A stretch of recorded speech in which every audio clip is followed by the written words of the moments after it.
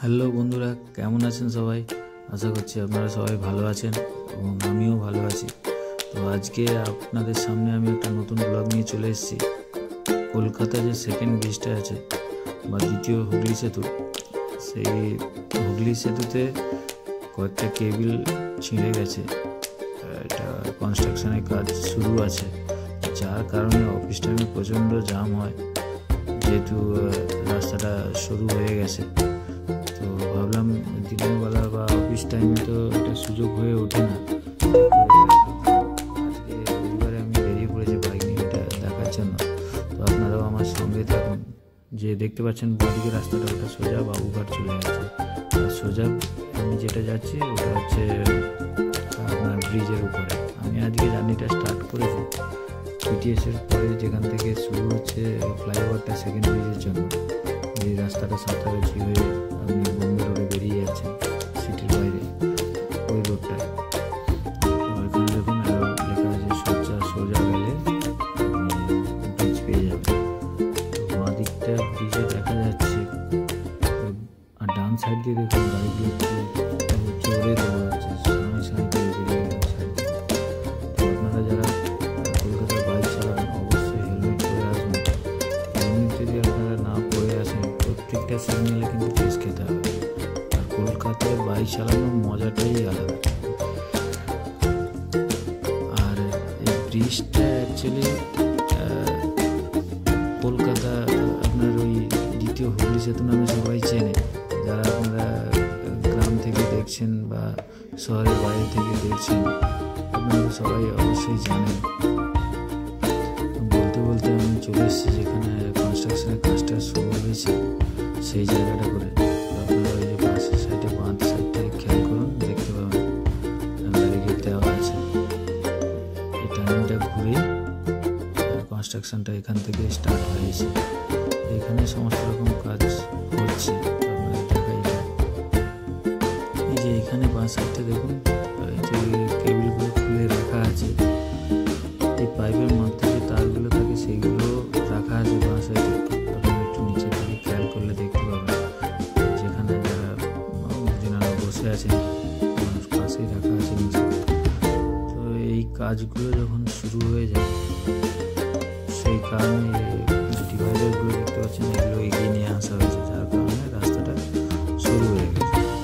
নাহলে এত চওড়া রাস্তা মানে কোনো অসুবিধাই হয় না। এই যে কেবিলগুলো নিচে রাখা আছে লম্বা করে। তো এর কাজগুলো চলছে, যারা টেকনিশিয়ান আছেন তারা এটা ভালোভাবে ডিসকাস করতে পারবে। তো আমি জাস্ট আপনাদের দেখালাম যে এই কাজগুলো হচ্ছে, যার কারণে এই ব্রিজটা জাম হয়ে থাকে। অফিস টাইমটা বিশেষ করে পুরোপুরি জাম হয়ে থাকে। তো এখন আজকে যেহেতু রবিবার, তার উপরে আবার দুপুরবেলা, যার কারণে একটু খালি আছে রাস্তাটা। তো ভালোই হয়েছে, আমার জন্য ভিডিও করাটা সুবিধা হয়ে গেছে। আর সামনে একটা গাড়ি দাঁড়িয়ে আছে, কনস্ট্রাকশনের কাজে ইউজ করছে এই গাড়িগুলোকে। তো যাই হোক, আপনারা আমার সঙ্গে থাকুন, আমি পুরো ব্রিজটাই দেখাচ্ছি আপনাদের কী অবস্থা এখন ব্রিজের। হ্যাঁ, পুরো ব্রিজটাই কিন্তু রেলিং দিয়ে দিয়েছে। আর এই যে সাইডের রেলিংগুলো আপনারা দেখছেন না, এই কিছুদিন আগে দেখা যাচ্ছিল এই ব্রিজের উপর থেকে সব ভিডিও করার জন্য জাম্প দিচ্ছিল। তো যার কারণে কি এই ব্রিজের সাইডগুলো উঁচু উঁচু রেলিং দিয়ে দিয়েছে, যাতে কেউ উপরে উঠতে না পারে। আর এই যে মাঝখানে যে ডিভাইডারের রেলিংগুলো দেখছেন, এগুলো কনস্ট্রাকশনের জন্য এখন লাগানো হয়েছে। এটা আবার পরে সরিয়ে নেওয়া হবে, যখনই কনস্ট্রাকশনের কাজ হয় এই ধরনের গার্ড করে দেওয়া হয়।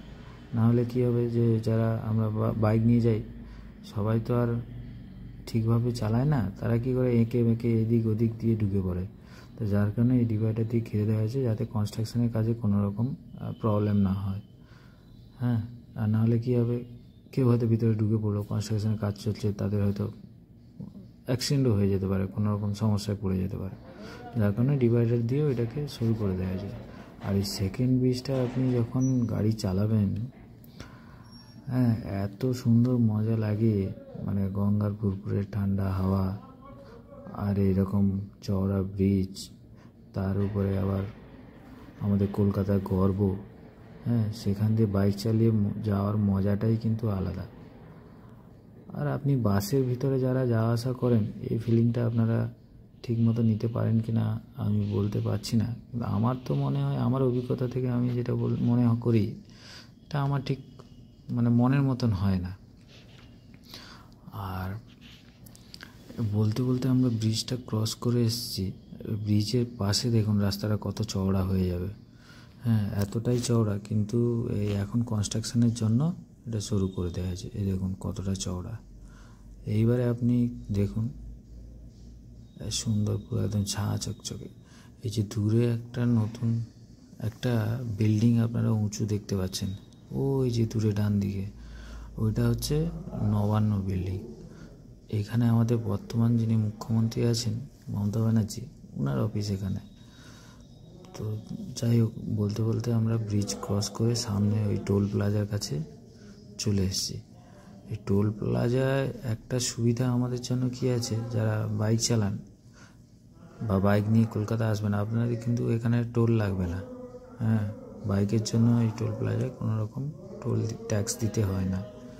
এই টোল থেকে বাঁ দিকে রাস্তাটা চলে যাবে আন্দুলের দিকে।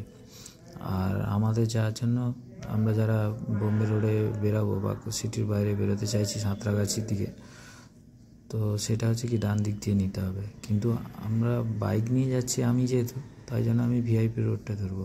মানে ফার্স্ট হচ্ছে আন্দুল লেন, আর সেকেন্ড হচ্ছে ভিআইপি, আর থার্ডটা আপনার যেটা সাঁতরাগাছির দিকে যে 4 হুইলার বা বাসগুলো বা যে কোনো গাড়িগুলো যাবে সেই রোডটা।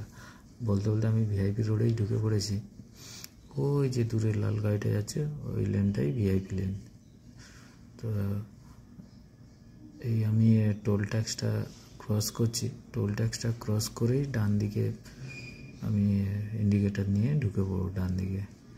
আর ডান দিকেই পড়বে নবান্নর যে বিল্ডিংটা। তো যাই হোক, আমি এই সামনে নবান্ন বিল্ডিংটা পেরিয়ে যাচ্ছি। তো আজকের ব্লগিংটা আমি এখানেই শেষ করব। এতক্ষণ যারা আপনারা আমার সঙ্গে জুড়েছিলেন বা আমার ভিডিওর সঙ্গে জুড়েছিলেন, আপনাদের সবাইকে ধন্যবাদ। আশা করব আগামী ভিডিওগুলোয় আপনারা এভাবে সহযোগিতা করবেন আমার সঙ্গে। এই বাঁদিকে দেখছেন কত সুন্দর একটা দীঘা হাওড়া বাস। আপনারা যারা দীঘা যেতে চান, দীঘা যেতে গেলে প্রচুর সুবিধা আছে আমাদের কলকাতা থেকে দীঘা যাওয়ার জন্য। তো অনেক সুন্দর সুন্দর বাস আপনারা পেয়ে যাবেন, লাক্সারি, ভলভো, হ্যাঁ, এয়ার সাসপেন্সের অনেক সুন্দর বাস আছে, যেটা ধর্মতলা থেকে বা হাওড়া থেকে, হ্যাঁ, বা গড়িয়া থেকে, বারাসাত থেকে, বিভিন্ন জায়গা থেকে দীঘা যাওয়ার জন্য আপনারা অনেক বাস পেয়ে যাবেন। যাই হোক, এই শীতে আপনারা ঘুরে আসুন, এই শীতের মরশুমে সবাই উপভোগ করুন, সবাই ভালো থাকবেন। ধন্যবাদ।